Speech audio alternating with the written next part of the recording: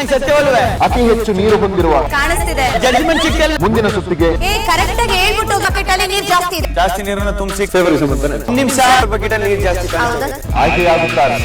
ತಮಗೆ ಮೀಸಲಿರುವ ಡಬ್ಬದಲ್ಲಿ ಅತಿ ಹೆಚ್ಚು ನೀರು ಹೊಂದಿರುವ ಒಬ್ಬ ಮಹಿಳಾ ಸದಸ್ಯೆ ಗೆದ್ದು ಮುಂದಿನ ಸುತ್ತಿಗೆ ಆಯ್ಕೆಯಾಗುತ್ತಾರೆ. ಸ್ಪಂದನ ಅವ್ರ ಬಕೆಟ್ ಅಲ್ಲಿ ನೀರ್ ಜಾಸ್ತಿ ಇದೆ. ನನ್ ಕಣ್ಣು ಕಾಣಿಸ್ತಾ ಇದೆ. ಕಾವ್ಯ ಅವ್ರ ಬಕೆಟ್ ಅಲ್ಲಿ ನೀರು ಜಾಸ್ತಿ ಕಾಣಿಸ್ತದೆ. ಜಾಸ್ತಿ ನೀರನ್ನು ತುಂಬಿಸಿ ಕಾಪಾಡ್ಕೊಂಡಿರೋರು ಅದು ಫೇವರಿಸಮ್ ಅಂತಾನೆ. ಕರೆಕ್ಟ್ ಆಗಿ ಹೇಳ್ಬಿಟ್ಟು ಹೋಗಿಲ್ಲ ನಂಗೆ ಹೇಳಕ್ ಬಿಡು. ಒಂದ್ ನಿಮಿಷ